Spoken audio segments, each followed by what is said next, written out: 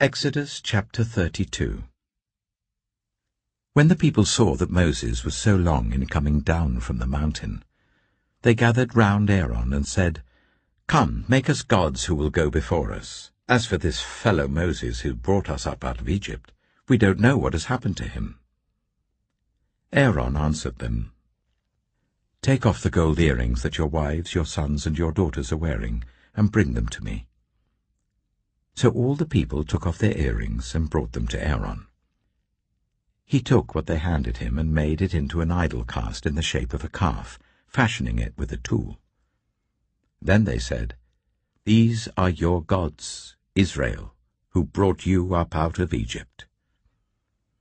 When Aaron saw this, he built an altar in front of the calf and announced, "Tomorrow there will be a festival to the Lord." So the next day the people rose early and sacrificed burnt offerings and presented fellowship offerings. Afterwards they sat down to eat and drink and got up to indulge in revelry. Then the Lord said to Moses, "Go down, because your people, whom you brought up out of Egypt, have become corrupt. They have been quick to turn away from what I commanded them and have made themselves an idol cast in the shape of a calf. They have bowed down to it and sacrificed to it and have said, 'These are your gods, Israel, who brought you up out of Egypt.' I have seen these people," the Lord said to Moses, "and they are a stiff-necked people. Now leave me alone so that my anger may burn against them and that I may destroy them. Then I will make you into a great nation." But Moses sought the favor of the Lord his God.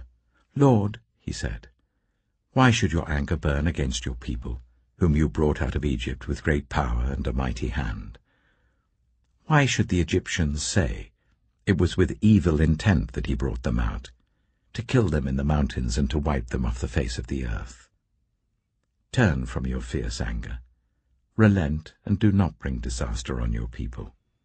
Remember your servants, Abraham, Isaac, and Israel, to whom you swore by your own self, 'I will make your descendants as numerous as the stars in the sky, and I will give your descendants all this land I promised them, and it will be their inheritance forever.'"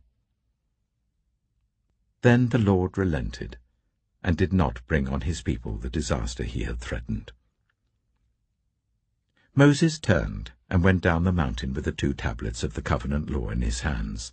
They were inscribed on both sides, front and back. The tablets were the work of God. The writing was the writing of God, engraved on the tablets. When Joshua heard the noise of the people shouting, he said to Moses, "There is the sound of war in the camp." Moses replied, "It is not the sound of victory. It is not the sound of defeat. It is the sound of singing that I hear." When Moses approached the camp and saw the calf and the dancing, his anger burned, and he threw the tablets out of his hands, breaking them to pieces at the foot of the mountain. And he took the calf the people had made and burned it in the fire. Then he ground it to powder, scattered it on the water, and made the Israelites drink it. He said to Aaron, "What did these people do to you, that you led them into such great sin?" "Do not be angry, my lord," Aaron answered. "You know how prone these people are to evil. They said to me, 'Make us gods who will go before us.' As for this fellow Moses who brought us up out of Egypt, we don't know what's happened to him." So I told them, 'Whoever has any gold jewelry, take it off.' Then they gave me the gold, and I threw it into the fire, and out came this calf."